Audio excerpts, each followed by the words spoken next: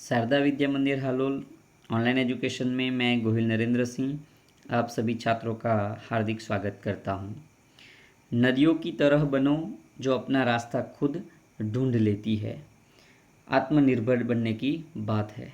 नदी को कोई रास्ता नहीं दिखाता लेकिन अपने आप ढूंढ लेती है।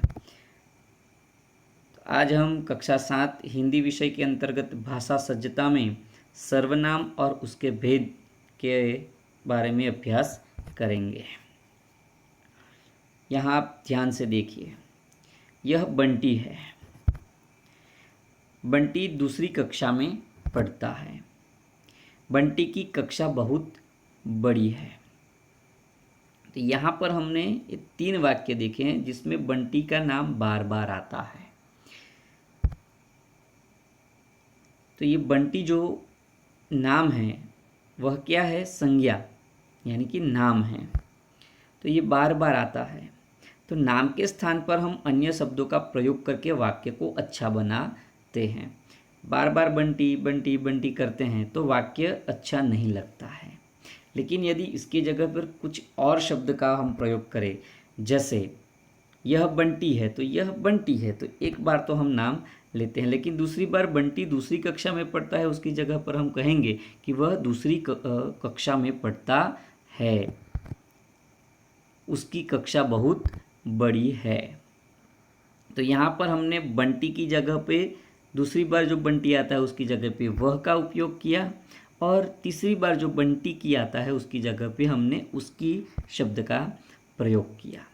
तो नाम के स्थान पर जिन शब्दों का प्रयोग किया जाता है उन्हें सर्वनाम कहते हैं। याद रखिए कि नाम के स्थान पर जिन शब्दों का प्रयोग किया जाता है उन्हें सर्वनाम कहते हैं। नाम यानी कि संज्ञा। तो यहाँ पर वह और उसकी जो हैं 2 शब्द, वह बंटी जो नाम संज्ञा है उसकी जगह पे हम उसका उपयोग करते हैं, तो उसे हम सर्वनाम कहते हैं। सर्वनाम ऐसे शब्दों को कहते हैं जिनका प्रयोग संज्ञा के स्थान पर होता है। सर्व का अर्थ होता है सब और संज्ञा का अर्थ है नाम। सर्वनाम का अर्थ क्या हुआ? सबका नाम। जैसे किसी वाक्य में एक ही संज्ञा शब्द का बार बार प्रयोग अच्छा नहीं लगता है। जैसे मोहित ने मोहित के भाई से कहा कि मोहित की माँ से पूछकर कल मोहित के दोस्त के घर जाएगा। तो मोहित बार बार प्रयोग होता है संज्ञा, तो यह अच्छा नहीं लगता है। तो सर्वनाम का प्रयोग करने से बात आसानी से समझ में आ जाती है। यहाँ पे हम असमंजस में पड़ जाते हैं कि ये क्या है कि मोहित ने मोहित के भाई से कहा कि मोहित की माँ से पूछकर कल मोहित के दोस्त के घर जाएगा, तो ये समझ में नहीं आता है। तो उसके कारण थोड़ी असमंजस होती है। तो सर्वनाम का प्रयोग करते हैं तो देखिए कैसे कि मोहित ने अपने भाई से कहा कि वो माँ से पूछकर कल अपने दोस्त के घर जाएगा। कितनी आसानी से हम इसे समझ जाते हैं।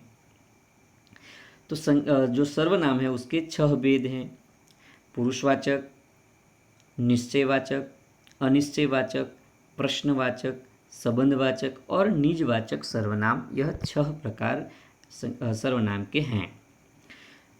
तो जब हम पुरुषवाचक सर्वनाम की बात करते हैं, तो जब हम बातचीत करते हैं तो कभी अपने बारे में, कभी श्रोता के बारे में, तो कभी तीसरे व्यक्ति के बारे में बात करते हैं।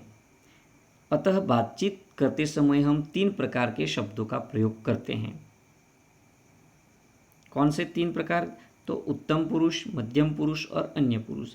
मैं बात करता हूँ आपके साथ तो मेरे लिए मैं शब्द का प्रयोग करता हूँ, और आपके लिए यदि बोलता हूँ तो आप, तू, तुम शब्द का प्रयोग करते हैं।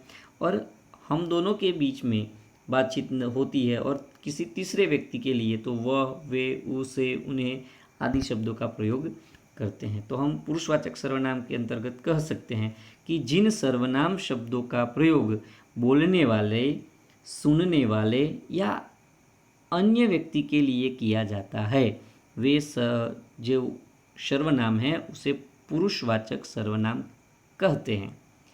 तो इसके 3 प्रकार है: उत्तम पुरुष, मध्यम पुरुष और अन्य पुरुष।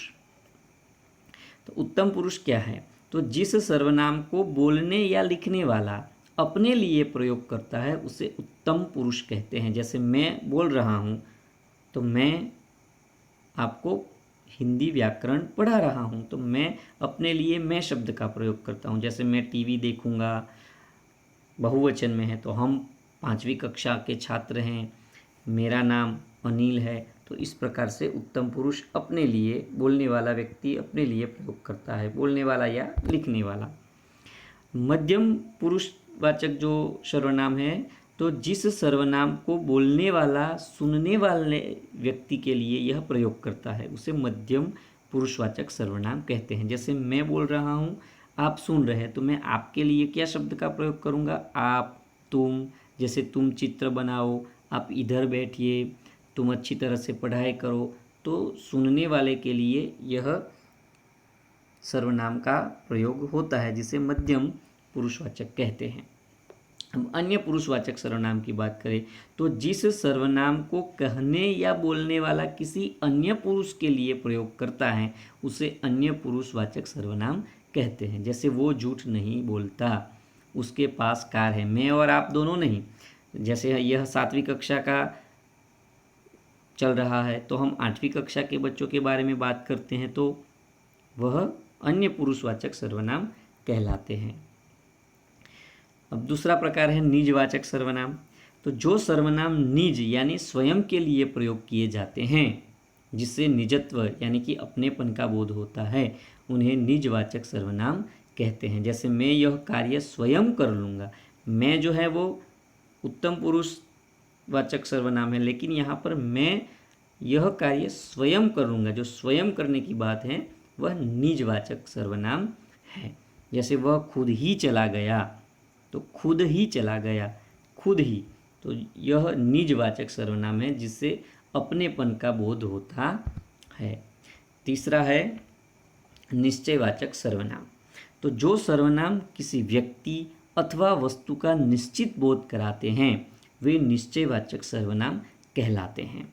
तो निश्चित वस्तु या व्यक्ति का बोध कराता है उसे निश्चयवाचक सर्वनाम कहते हैं। जैसे यह किसकी टोपी है? किसकी टोपी है? तो निश्चित है कि यह उसकी होगी, यह शिवराज की होगी या मितेश की होगी या ट्विंसी की होगी या अमी की होगी। तो किसी एक की निश्चित है, वे हमारे दादा दादी हैं, तो निश्चित है कि ये ही हमारे दादा दादी है और कोई नहीं। तो यह निश्चयवाचक सर्वनाम कहलाते हैं। फिर अनिश्चयवाचक सर्वनाम। तो जिन सर्वनाम शब्दों से किसी निश्चित वस्तु अथवा व्यक्ति का बोध न हो उन्हें अनिश्चयवाचक सर्वनाम कहते हैं। जैसे कोई गाना सुनाओ, मैं आपसे कहता हूँ कि कोई गाना सुनाओ। कोई गाना मतलब कोई भी, हजारों गीत हैं, हजारों गाने हैं, उनमें से कोई भी गीत गाना है, ठीक है। तो निश्चयवाचक में क्या होता है? तो मुझे यह गीत सुनाओ, यह मतलब कि ये, जैसे ए मेरे वतन के लोगों, तो ये निश्चयवाचक है। लेकिन यहाँ पर क्या है कि कोई भी गाना सुनाओ, तो यह है अनिश्चयवाचक सर्वनाम। आपको जो गीत आता है वो आप गा सकते हैं। कुछ रुपये माँ को दे दो, तो हमारे पास कुछ रुपये हैं तो माँ को दे देने की बात है। तो कुछ, कितने रुपये हैं वह निश्चित नहीं है। फिर पार्टी खत्म होते ही सब चले गए, सब चले गए, कितने थे पता नहीं, 2, 3, 4, 6, 10, 25। तो यह अनिश्चयवाचक सर्वनाम है जो वस्तु या व्यक्ति का बोध नहीं होता है। आगे है प्रश्नवाचक सर्वनाम। तो जिस सर्वनाम शब्द को प्रयोग प्रश्न पूछने के लिए किया जाता है उन्हें प्रश्नवाचक सर्वनाम कहते हैं। प्रश्नवाचक सर्वनाम क्या है? तो जिन सर्वनाम शब्दों का प्रयोग प्रश्न पूछने के लिए किया जाता है। जैसे यह टीवी कौन लाया? कौन लाया यह टीवी? तो प्रश्न हमने पूछा। तुमने क्या खरीदा? तुमने क्या खाया? तुम क्या खेल रहे हो? तो ऐसे जो शब्द हैं जिसे प्रश्न पूछने का बोध होता है वह प्रश्नवाचक सर्वनाम कहते हैं। आगे है संबंधवाचक सर्वनाम।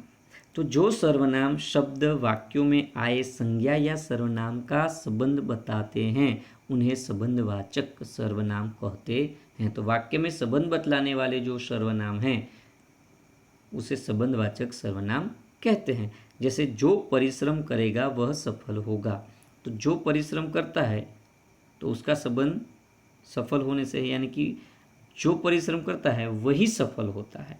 तो जो और वह। बच्चे वही कहानी सुनेंगे जो नई हो। कहानी सुनेंगे लेकिन कैसी? कहानी से कौन संबंधित रखता है? तो नया शब्द, यानी कि नई कहानी, पुरानी नहीं। जैसी करनी वैसी भरनी, जैसा करेंगे वैसा हम भरेंगे। तो यह संबंध दर्शाते हैं, तो उसे संबंधवाचक सर्वनाम कहते हैं। तो यहाँ पे आपको यह अभ्यास करना है। रेखांकित सर्वनाम का प्रकार बताइए। यह वीडियो आपको पॉज कर देना है और आपको ये जो 9 वाक्य दिए गए हैं उसमें जो रेखांकित सर्वनाम है उसका प्रकार दिखाना है आपको, कि पता नहीं संदूक किसकी है। दूसरा है ये विदेश से आए हुए पक्षी हैं। तीसरा है आप क्या ढूंढ रहे हैं। चौथा है जैसी करनी वैसी भरनी। पांचवा है मैं अपने आप पढ़ लूँगा। छठा है आपकी बात बिल्कुल सच्ची है। सातवां है मैं शारदा विद्या मंदिर में हिंदी का शिक्षक हूँ। आठवां है उन्होंने माँ से शिकायत कर दी। और नौवां है कि वह शारदा विद्या मंदिर का छात्र है। तो इस प्रकार से यह जो 9 वाक्य है उसमें कौन सा सर्वनाम है उसका प्रकार आपको लिखना है। तो आशा रखता हूँ कि व्याकरण के अंतर्गत सर्वनाम और उसके भेदों की जानकारी आपको अच्छी तरह से मिली होगी। यदि फिर भी कोई दिक्कत होती है तो आप मुझे पूछ सकते हैं। यह वीडियो आप देखेंगे तो यकीनन आपको समझ में आ ही जाएगा। फिर मिलेंगे एक नए विषय के साथ, तब तक यह वीडियो देखिए और समझिए।